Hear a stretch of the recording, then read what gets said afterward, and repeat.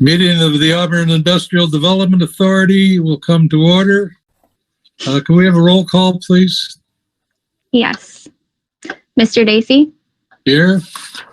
Mr. Andre? Ms. Weber-McLeod? Mr. Beer? Mr. Cuddy? Here. Mr. Gasper? Here. Mr. Gravius?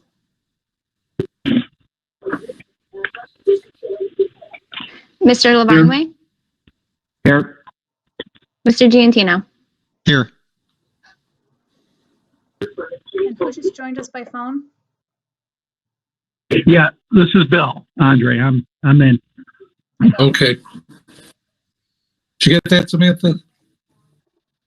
Yes, I got it. Okay. The minutes for the meeting of April 15th, which was a regular meeting, and May 1st, which was our special meeting. Could I have a motion to, we'll group those together? This is Ron. I'll make that motion. A second, please. Second, Bill Andre. Are there any additions, changes, or questions to the minutes?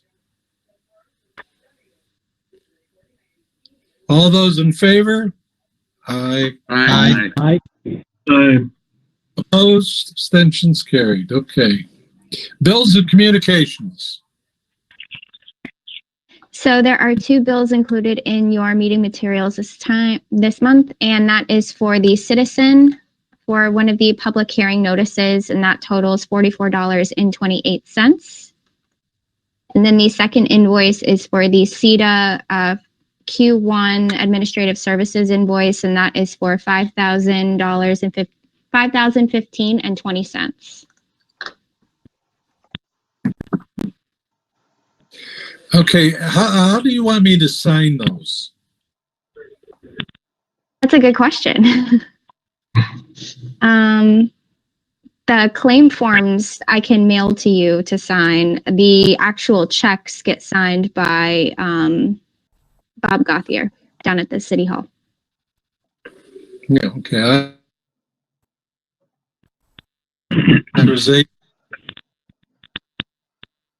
Okay. Yeah, I've got that a thing that I can do a signature on too. If you send me the why don't we try that? Send me the email me the file, claim form, and then I'll sign it and send it back to you. Sounds great. I can do that. Before you start mailing, we'll try that. Okay, is that all right? Okay. Yep. Okay. Report of the treasurer. Yep, I can do that. We'll start with the profit and loss budget performance statement for April. And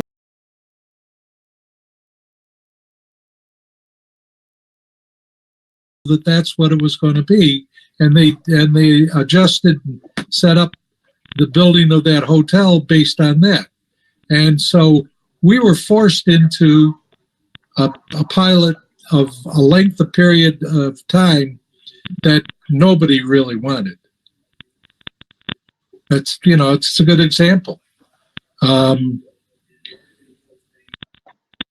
I think the idea here is to say, how do we avoid getting backed into corners like that? And how do we, if we have set policies that say, look, this is it, like these are the things we are considering, it makes it a little bit easier to stand a position. Because right now our the AIDA pilots are a little all over the place. They all have different lengths. Yeah. They all have different things going on. And that's not a bad thing. It's just, I think there's some questions about how those decisions are made and what criteria we're looking at when we're making those decisions. And it may be helpful to be able to say to businesses, okay, if you want more than 10 years, you have to show that you meet any X number of these criteria, or some sort of criteria to get that extension, and it kind of gives you a place to stand and push back in that negotiation if you need to. In my opinion, and that the makeup of the board for a long time didn't agree with it, is that you set the period of time for the pilot with the understanding that should things change or should things move forward as the company hopes that's getting the pilot, you can always extend a pilot. But once you commit to a period of time, you can't cut it back. So that's something we have to keep in mind also. I did write down those, I've got them now, Tracy. I remember where I put them. Basically, I said priorities for project approval, job creation, use of local labor, right, Bill? Compatibility with existing business. Does it enhance an existing business's abilities, such as tourism, the sales tax expansion, etc. Communication with existing business in order to be proactive to their needs, and term limits for pilots reinforcing existing guidelines.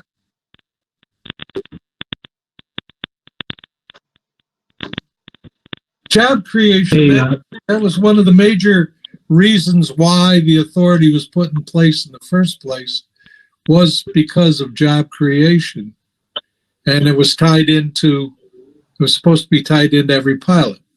For years, the pilots were written, the pilots were carried out, and nobody followed up on job creation. And a few years back, we started enforcing what the commitment was by the companies.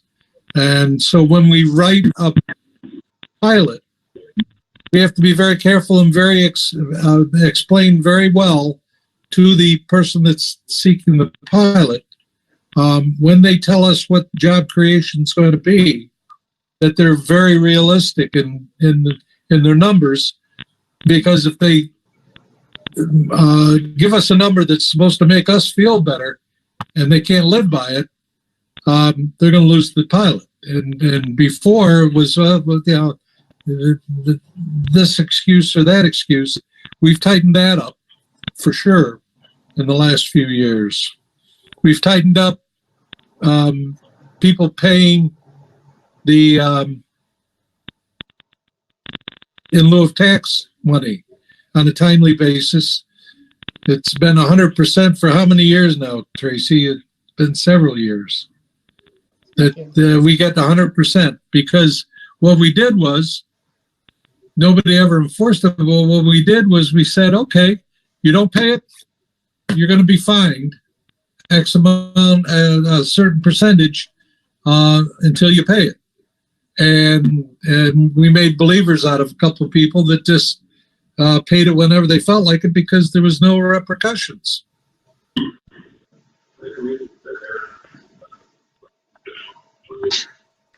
I think one of the most important things when we're writing a pilot is to make sure that we look into the compatibility with existing businesses.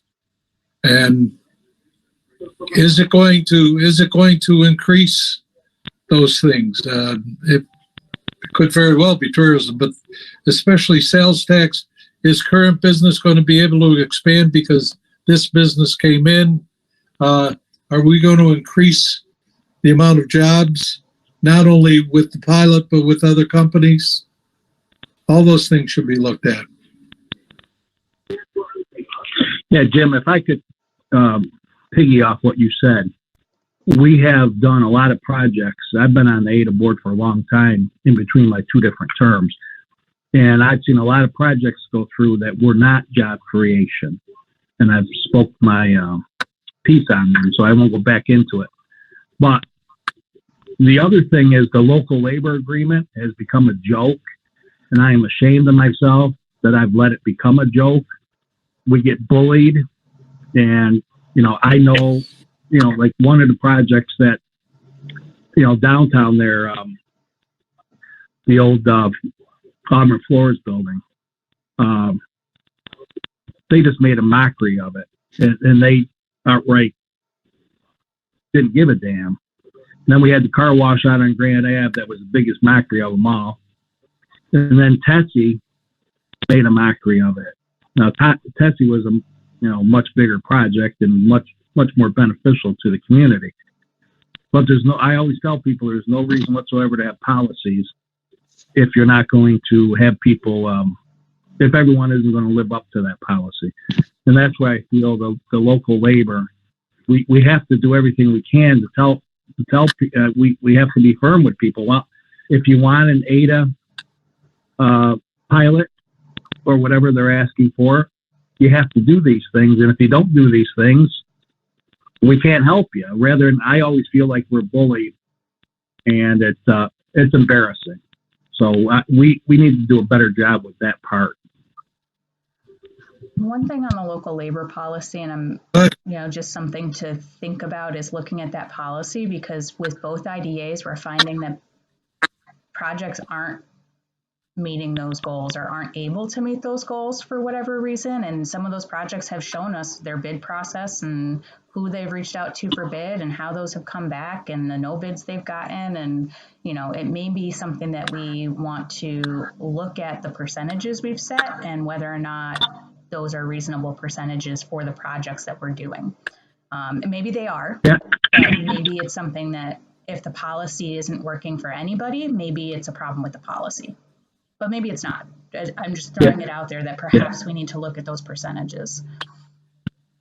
Well, there's going to be certain times when companies are going to have to go outside of the local area for expertise that's not available in the community. But for basic construction and for a lot of the rigging, the millwright work, we should be able to do it within the community. Yeah, it's just a question of how much of the project is that versus other things, or how much of the project are those basic things, and our projects are getting no bids from local companies. That's what we're finding. Well, that's one of the guidelines that has to be expanded on. That when somebody applies for a pilot, that they have to be able to tell us what particular work cannot be accomplished in the community, that they're going to have to go outside the community.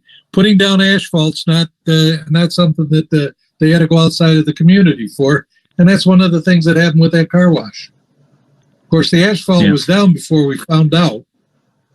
Right. I can tell you from the municipal level that there's been several projects in the last couple of years that we've had no bids returned, even in the road program. William Street, we got criticized left and right because that took so long. We went out to bid and nobody submitted bids, and we had to put it back out to bid.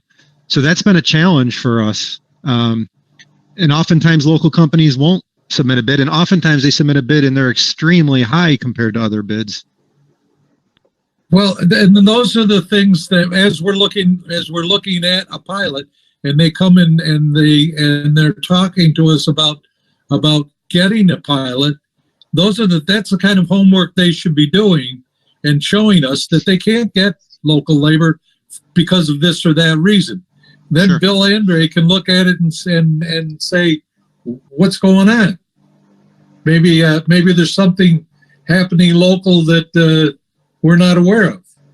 Right. Well, at our labor council meetings, people will, IBEW electricians, roofers, they'll come into labor council meetings and talk about, hey, how come we didn't get a shot at this job and we didn't get a shot at that job?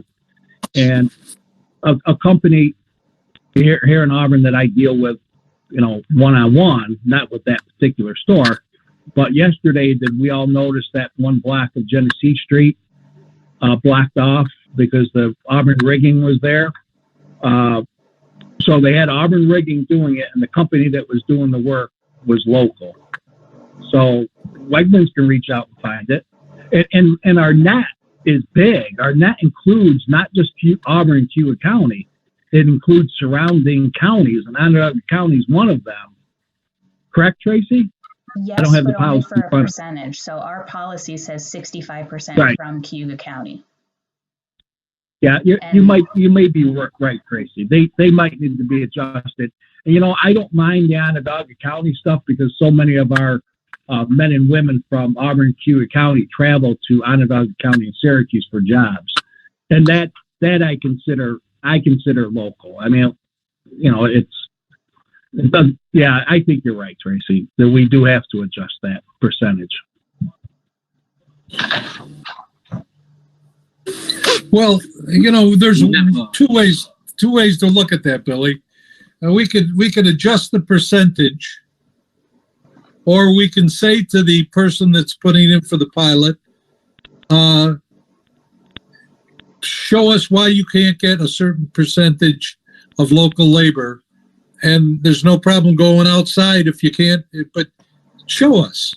Well, that's what the policy does say. Right. You we haven't been doing that. And I don't think we've really forced that issue. No, it's been happening.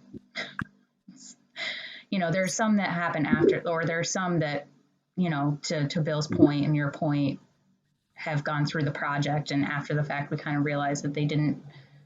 There were areas, and then we had to go back and ask them about them. But some of the projects are coming back and saying, you know what, we went out to bid, because that's the thing. A lot of these projects don't go out to bid before they come to us. They're working off of estimates and quotes, and they went out to bid. They figured out that they couldn't meet the local labor, and they've come back and said, I need a waiver before I start my project. So that process is there, and it is happening for the projects that are trying to meet the policy. Well, I think that's fine, Tracy. The ones that meet and ask for a waiver, we're talking about the ones that just go ahead and use outside labor, and we find out after the fact that they're doing that, and that has happened. So clearly, this is a priority for some folks. Are there other, and we should bring that policy around and revisit it, but other thoughts? Terry? Yes. I wanted to talk a little bit about some of the things that you brought up, Tracy. One of them being this idea of, the social welfare, environmental welfare, beyond just the basic economic welfare. I think, we spend a lot of time talking about job creation, which I think, I know Jim is right. That's one of the reasons why AIDA was set up. But I also think there are some less tangible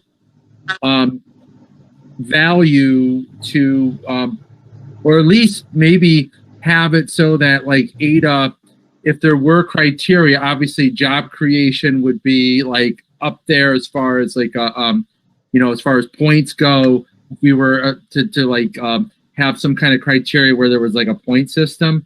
But, if there were elements to say a company coming in and maybe they didn't employ as many people, but they did offer child care, or they paid a very good wage per employee, that those that could be, that could weigh heavy on the points if we were to have these criteria when deciding whether or not to go ahead with a pilot. Case in point, I want to say that what happened in Clay, could be seen as like a blessing, but it also can be seen as a curse. Like the Amazon business coming in. Here they got there's 1,000 jobs, but they're definitely not high paying jobs, and I think I just think what you said earlier may, if Auburn is seen as a place that does care about, not just jobs as in like jobs, but quality jobs, employers that care about their employees, that are more, community minded, and so on. That's basically before we pause for the day. I have a perspective. I have a point of view about that, Terry. I think that there is a way to integrate that into the evaluation process for a company that would be coming into Auburn. I think one of the things that I'm always thinking about is how does a new business or an existing business in the community via an expansion add value to the community? And I think one way a company does add value is by certainly employing people. But I also think that I would also be just really intrigued by how much the company really knows about our community. Example, if we are providing someone with a pilot that's allowing them to pay their taxes in a reduced or an abated way, I would be really curious, like what kind of corporate community citizen are you going to be while you're in this relationship with us? Because I think that there's other things that companies can do while we're providing that benefit to them. And I also think that there's just enough data out there that shows the connectivity between the quality of someone's employment experience and how companies are perceived or truly adding value to the life of a community, that there could be reason in cases, especially I think in situations where we may not know the business, to want to know about that. And I for that, because I think that is a hallmark of companies that have done business in this county for a very long time, is that there's not only evidence that they are employing people, but they're good corporate citizens. You can see they're sponsoring things, they're making donations. So I think I have an opinion about that, and I think that would need to be shaped. I think the other thing that's really coming up for me in terms of using local labor, of course, I'm a proponent of that. I also think that businesses are doing business differently. And the more companies become technology oriented, that might be a circumstance where having access to local labor may not be, one of the top things that they're able to do. So I guess the other thing that I'm thinking about is that we really need to monitor what types of businesses are coming to us for this kind of support in the context of looking at local labor. And maybe, Tracy, another piece of that would be, if we're observing that we're not getting bids in certain situations, to maybe do a study of that for ourselves. Why aren't you bidding on this? Or doing some educational pieces that say, this is a criteria for a company. We want to make sure you understand why it's important for you to bid when that opportunity presents itself. Yeah, and one answer could be that there just aren't enough of these companies to service our area. It could be. And this could be an area to look at in terms of a focus in the trades, but we know there's also a limit or a limitation in terms of the workers available for the trades right now. They're really, just like everyone else, they're struggling to find people. So, there's a multi-pronged approach there when you look at trades too. But I just don't think it's our best interest to operate from a place of assumption about any of that. I think the more we know and the more we understand, the better we can position our board to be good decision makers within the confines of what we need to use to make decisions. I think one of the things that's very important is that we remember that for every new company that's looking to establish itself someplace in the United States, there's over 3,000 economic development groups that are wooing them. Mm-hmm. And so you have to have something to offer them also. And that's why I think it's very important that we look at the existing companies and what their needs are, and try and align toward companies that can work with a local business and build. Yes, Jeff. And I think in that there's also an argument to be made of, is there a place in AIDA for home growing some of the businesses that we're looking to fill those gaps as we identify them? Where's our role in entrepreneurial business? Well, we had a false start on that, but I still think that that's a good idea.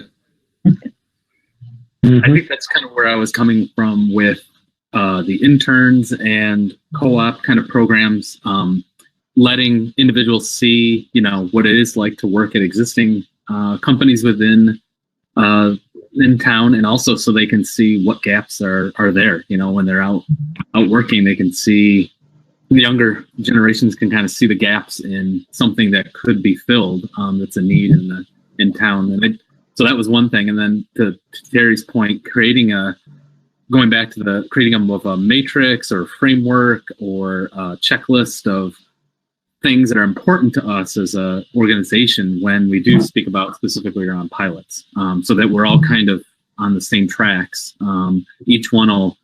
Each request may have a deviation from our template or our kind of framework, but at least we can kind of check the boxes off as we go down the list and say, yep, this one conforms with our 12 points that we want to make sure are hit. So we're all kind of nodding our heads, and then a deviation from that, we feel we can justify that they've hit on all the other points.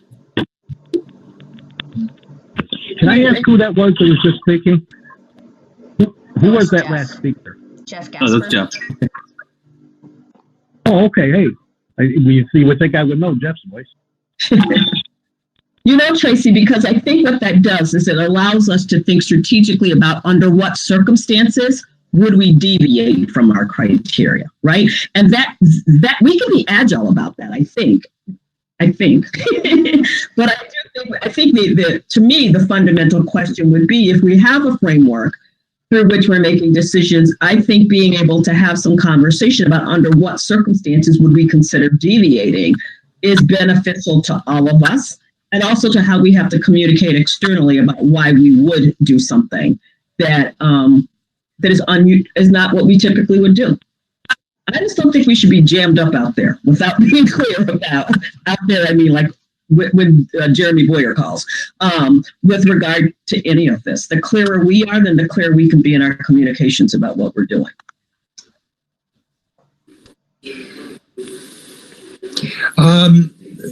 It's getting close to 6 o'clock. I would like to continue this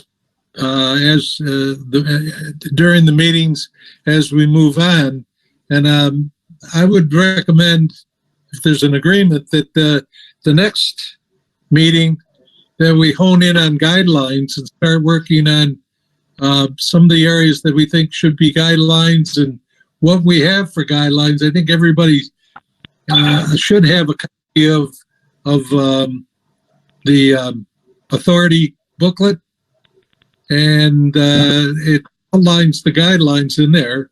And taking that as a basis, some of them have been around for a lot of years, and do we need to improve these, change them, get rid of some? I think it's time to start updating that, and that's what this is all about. Yes, Terry. Jim, on that, I was just going to mention something. Based on what you said, is that would there be a value to basically? I know we take an inventory of like every pilot we have, right? But I think what might be interesting is to kind of not just look at the company and say, oh, we have a pilot with this company. I think it might be valuable, and we can do this next month, with the help of Sam and Tracy, to basically categorize like what kind of business it is. Like, I don't know if we do it already, but what is what kind of companies have come to us for incentives, whether it be like there's a car wash, and then there's Tessie, and then so that way we can say, well, Tessie's like manufacturing, you know, but then some of the other ones are like off the beaten path, you know, and we want to kind of begin to look at, say, how we've dealt with certain requests in the past, and then begin to derive some classification, and then go from there to basically say, like, it's not like we're going to say no more car washes, but we'll at least basically say, well, this is that kind of a company looking for incentives, you know, maybe this particular way is how we should look at it. And if it doesn't meet the criteria that we eventually come up with for that kind of business, then, you know, it just makes it easier for us to kind of say, like, well, this doesn't meet the new AIDA, you know, priorities, you know. And but also, I mean, in that study, I guess, or in that looking at, like, you know, what kinds of values in those kinds of projects are happening, you know. And if there are things that you're like, oh, well, you know, it's actually done this or done that, we should know, because then we could use that for part of the, you know, the outlying reason why we would go with a project like that. But if you know, what I hear from some of my fellow board members is that some projects we kind of look back and say, like, what is the total value besides some of the, you know, payback for these projects? And I think it's an honest question that we want to have, so that we're not. That's the reason why we're having this conversation. But I think if we kind of begin to classify some of these projects as like small business, you know, 5 to 10 labor people that work there, or 2 to 3 people that work there. I mean, that begins to have us really see things in a way that that I think will help us create the criteria for future projects. And what you're so we want to look is pretty much what the best practice is. Our policies for evaluation are very broad. They meet state law and they're legally okay, but they are very broad. Whereas the best practice is really to break down by industry sectors and say, these are the types of projects we want to assist, and here are the values we assign to them. So yeah, I like that is the best practice. Yeah, for sure. And just so everybody does know, Sam did upload the board to the board page of the website if you'd like to look at it. So I think what I'm hearing from you, Terry, is to look at a business's abilities to enhance the community. What are the different abilities that company brings to the table? That would be other than job creation. That would be one facet. Yeah, like what does it bring besides job creation? But obviously, job creation is most important. Yeah. Okay. So I'd also like to work on this. If it's okay, before the next meeting with the governance committee, to start hammering out just summarizing the work that was done today and bringing something to the next meeting to review. Okay, great. I think the other piece of it too would be to look at, I'm not sure what this would look like, but just that whole conversation about local labor, the bid process, why aren't local people bidding, just to maybe help us understand what that looks like in real time could be really helpful too. And, you know, I'll help you get any of this stuff together too. So.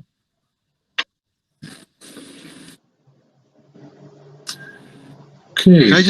Can I just throw something out there real quick? It's kind of related, but it's off out on a tangent as well. But something that I'd like to talk about, obviously not today, but at a future meeting. Has there ever been any efforts through AIDA to market Auburn and what it has to offer?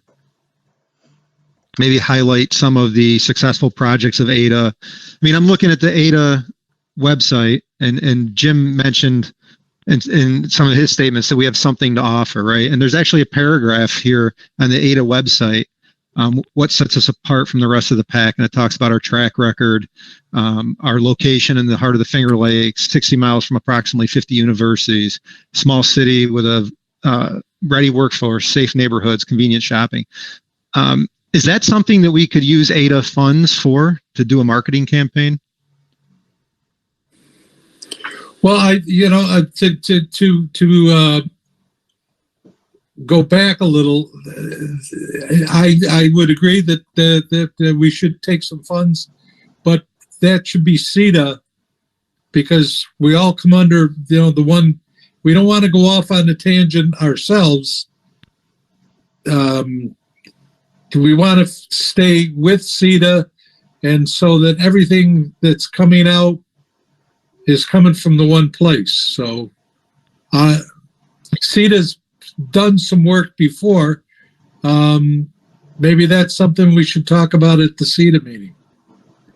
Yeah, so we are putting together an attraction plan and a new strategy for business attraction in particular, in terms of marketing Auburn and Cuyahoga County as a place, not just as CEDA trying to market a community, like actually trying to build some narrative around us as a location for attraction purposes. So I think that's something that we can talk about as we develop that strategy.